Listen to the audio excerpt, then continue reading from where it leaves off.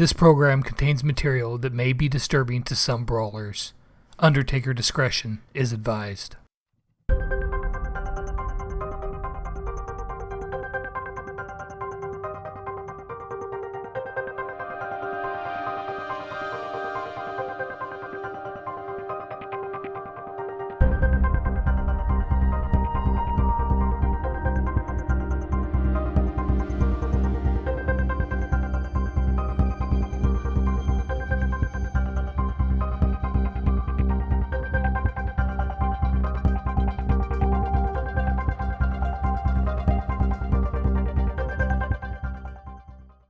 Welcome to another episode of Brawl Justice. I'm your host Lex, and today we're going to be taking a look at the tragic turn of events that left an elderly Undertaker hatless. Is this the work of a deranged man who was so obsessed with becoming the ultimate version of his idol that he would stop at nothing to get there? Or could this be something darker?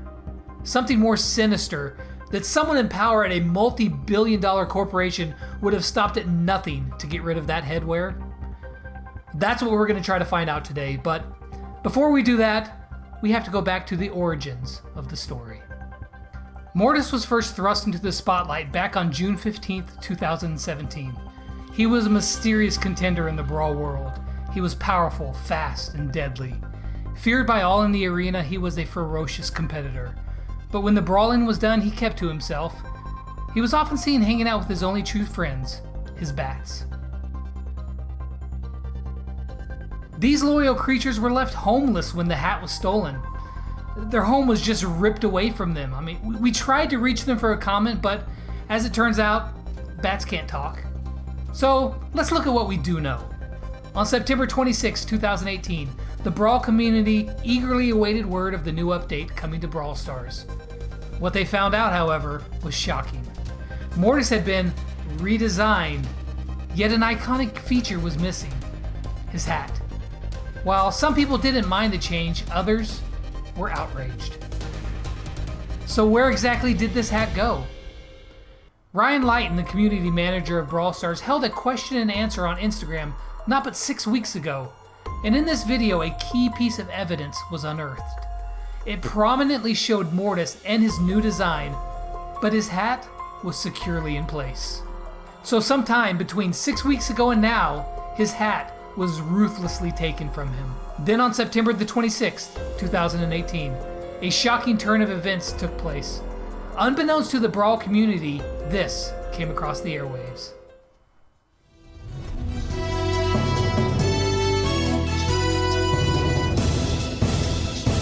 We interrupt your current program of Balloon Watching with Spike to bring you this latest Brawl News story.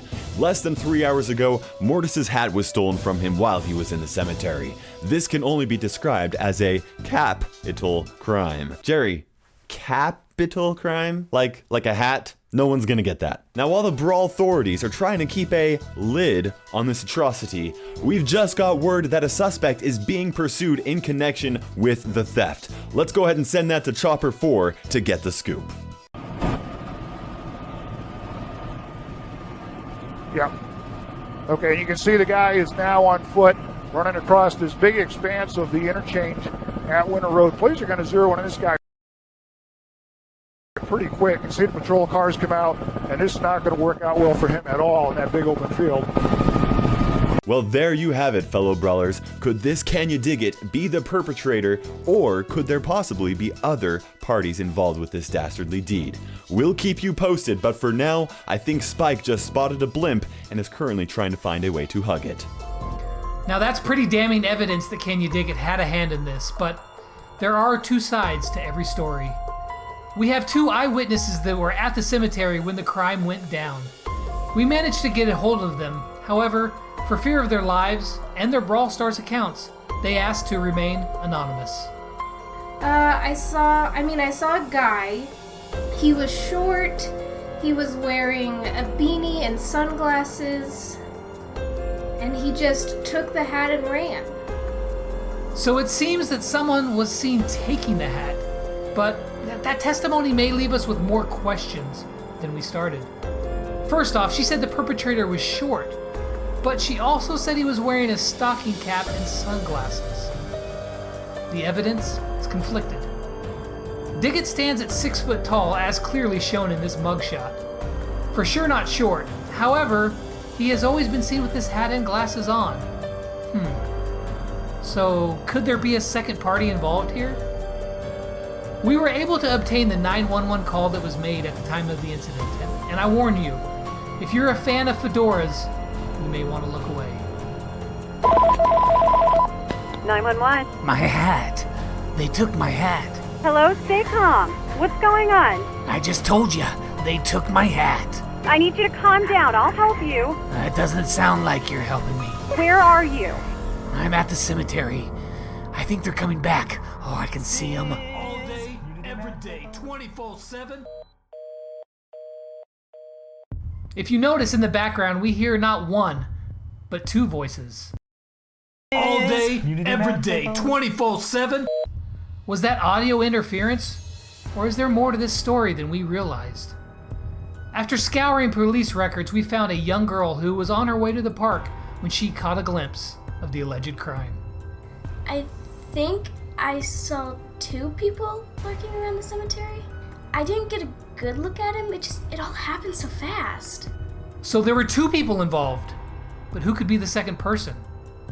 We have to look no further than a higher up in the Supercell organization. While digging through some unreleased archives sent to us by a former Supercell employee, we ran across this harrowing statement.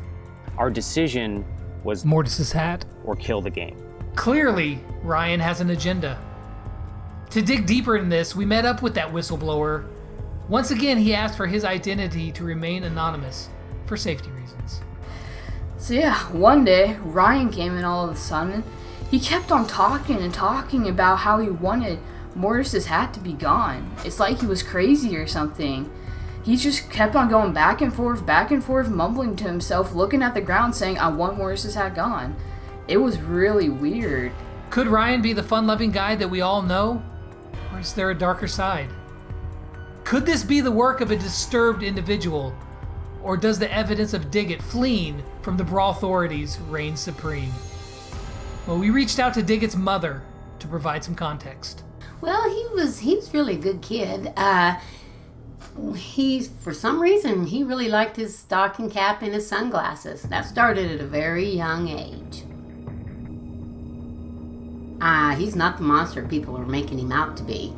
I just can't believe he did it.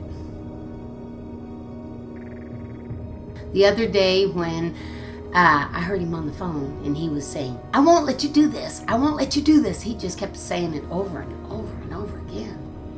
So, has Digit ever stolen anything? One time when he was little, he stole a Tootsie Roll, and I marched him right back down to that store so he could pay for it. So Digit does have a history with theft. I mean, even if it was a Tootsie Roll, and it happened so long ago, the potential, it's there.